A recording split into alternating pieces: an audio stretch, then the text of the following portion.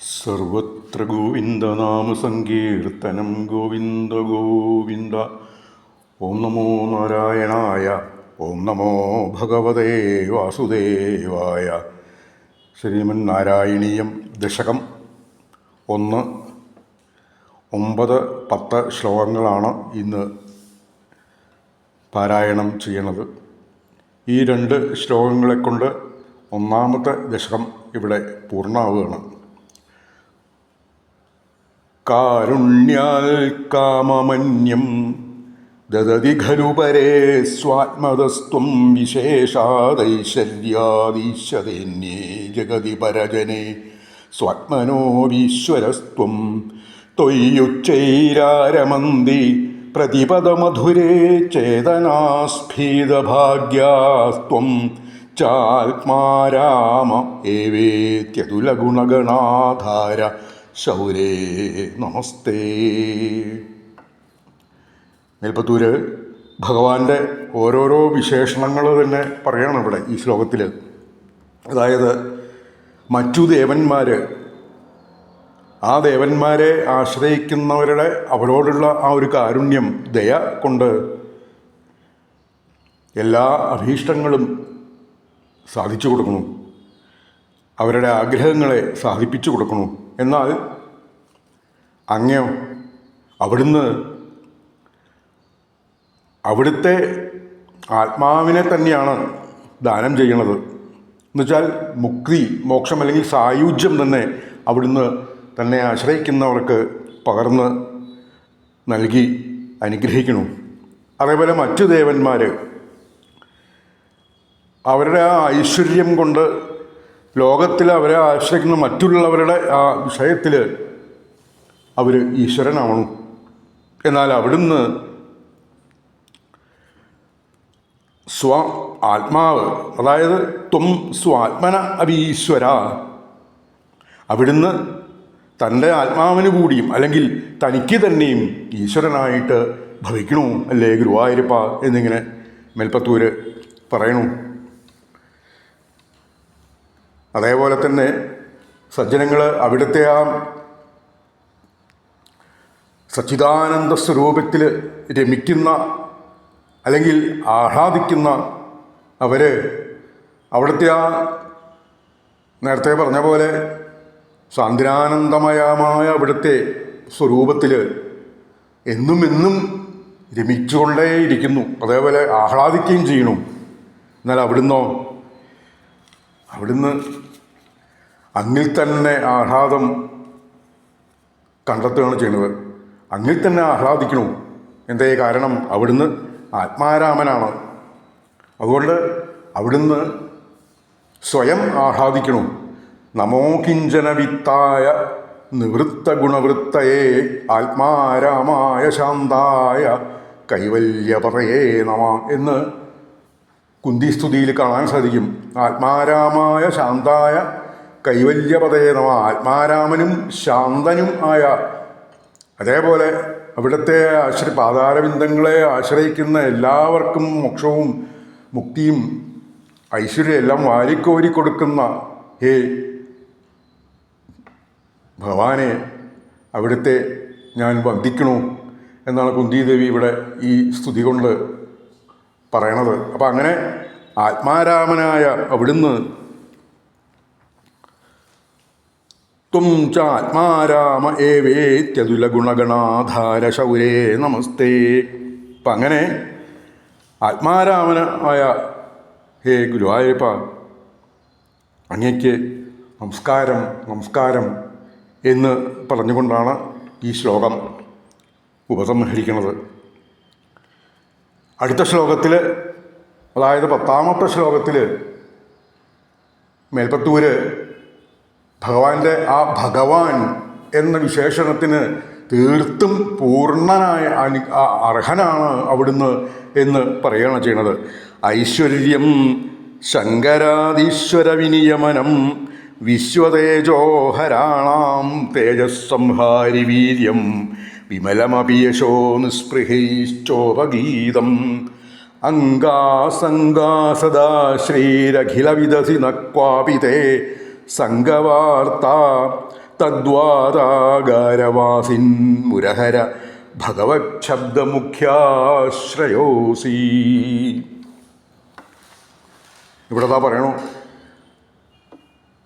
ഐശ്വര്യം മുതലായ ഗുണങ്ങളെ കൊണ്ട് മഹാദേവനും ഭഗവതിയും അതേപോലെ മറ്റ് ഈശ്വരന്മാരെ കൂടി നിയന്ത്രിക്കുന്നതും നിയമിക്കുന്നതും അവിടുന്ന് തന്നെയല്ലാണ്. കാരണം അവിടുന്നാണ് ഭഗവാൻ, നേരത്തെ പറഞ്ഞല്ലോ, എന്ന ആ ഭഗം ഉള്ളവൻ എന്നാണ്. ആറ് ഷഡ്ഗുണങ്ങൾ അതാണ് ആ ഭഗവാൻ എന്നുള്ള ആ വിശേഷണത്തിന് അർഹനായിരിക്കുന്നത്. അപ്പോൾ അങ്ങനെ ആ ഭഗവാൻ എന്ന വാക്കിന് തന്നെ ഐശ്വര്യസ്യ സമഗ്രസ്യ വീര്യസ്യ യശസ്ശ്രിയ, അതാണ് ജ്ഞാന വിജ്ഞാനയോശ്ചൈവ ഷണ്ണാം ഭഗ ഇതീരിണ. ഐശ്വര്യം, വീര്യം, യശസ്, ശ്രീ, ജ്ഞാനം, വിജ്ഞാനം അല്ലെങ്കിൽ വൈരാഗ്യം എന്നിങ്ങനെയുള്ള ഈ കൂട്ടത്തെയാണ് ഭഗം എന്ന് പറയുന്നത്. ഭഗം ഉള്ളവൻ ഭഗവാൻ. അപ്പം ഈ ഷഡ്ഗുണങ്ങളും നിറഞ്ഞ അവിടുന്ന് ഈ മറ്റ് ദേവാദിദേവന്മാരെയും അവിടുന്ന് നിയന്ത്രിക്കണു എന്ന് മാത്രമല്ല, സർവ്വ തേജസ്സുകളെയും പിടിച്ചടക്കുന്ന സൂര്യ അഗ്നിപ്രഭൃതികൾ ആ ദേവാദിദേവന്മാരെയും അവിടുന്ന് തന്നെ കീഴ്പ്പെടുത്തണു. പിന്നെയോ അവിടത്തേക്ക് ഒന്നിലും ആസക്തിയില്ല. ആ സംശുദ്ധമായ യശസ്, അതുകൊണ്ടാണ് സാക്ഷാൽ ലക്ഷ്മി ദേവി എപ്പോഴും ഏതു കാലത്തും അവിടുത്തെ തിരുവിടലിനോട് താല്പര്യം കാണിക്കണതും. അപ്പോൾ ആത്മാരാമനായ അവിടത്തേക്ക് വേറൊന്നിലും ആസക്തിയില്ല. അപ്പം അങ്ങനെ ആ ശ്രീലക്ഷ്മി അവിടുത്തെ ആ തിരുവുടലിനോട് എപ്പോഴും ചേർന്ന് ഇരിക്കാൻ വേണ്ടിതാ ആഗ്രഹിക്കണു. പിന്നെയോ അങ്ങ് നേരത്തെ പറഞ്ഞില്ലേ, സാന്ദ്രാനന്ദാവബോധാത്മകം, സാന്ദ്രാനന്ദസ്വരൂപിയാണ്, സച്ചിദാനന്ദസ്വരൂപിയാണ്, ജ്ഞാനസ്വരൂപിയാണ്. അതുകൊണ്ട് അവിടുന്ന് സർവജ്ഞൻ ആണ് എന്ന കാര്യത്തിൽ സജ്ജനങ്ങൾക്ക് സംശയമില്ല. അപ്പം അങ്ങനെ അവിടുന്ന് ആത്മാരാമനായിക്കൊണ്ട് ആത്മാവിനെ തന്നെ ദാനം ചെയ്തുകൊണ്ട് ആത്മസ്തു കാമായ സർവം പ്രിയം ഭവതി, ആത്മാവിനെ തന്നെ ദാനം ചെയ്യുന്നു അവിടുന്ന്. ബൃഹദാര ഉപനിഷത്തിൽ അത് വിസ്തരിച്ച് പറഞ്ഞിട്ടുണ്ട്. അപ്പം അങ്ങനെ ആത്മാരാമനായ ആ അവിടുത്തെ തിരുമേനിയിൽ എപ്പോഴും നിവസിക്കാൻ സാക്ഷാൽ ലക്ഷ്മി ദേവി ഏത് കാലത്തും ആഗ്രഹിക്കണു. അപ്പം അങ്ങനെ ആ ആത്മാരാമനായ ഹേ ഗുരുവായൂരപ്പ അവിടുത്തേതാ ഞാൻ എപ്പോഴും എപ്പോഴും വന്ദിക്കണു. തൽ വാതാകാരവാസിന്മുരഹര ഭഗവക്ഷക്യമുഖ്യാശ്രയ അസി, തദ്വാതാകാരവാസിന്മുരഹര ഭഗവക്ഷബ്ദമുഖ്യാശ്രയോസി. ഇങ്ങനെയൊക്കെ എല്ലാ ഗുണങ്ങളും തികഞ്ഞ ഭഗവാൻ എന്ന വിശേഷണത്തിനും അർഹനായ ഹേ ഗുരുവായൂരപ്പ മുരാന്തക, അവിടുന്ന് അവിടുത്തെ ആശ്രയിക്കുന്ന നമ്രന്മാർക്ക്, അവിടുത്തെ നമസ്കരിക്കുന്ന യോഗികൾക്ക്, യതികൾക്കും ഉപാസകന്മാർക്കും എല്ലാ അഭീഷ്ടങ്ങളും സാധിച്ചു കൊടുക്കുന്നു എന്ന് മാത്രമല്ല മുക്തിയെപ്പോലും കൊടുക്കണു.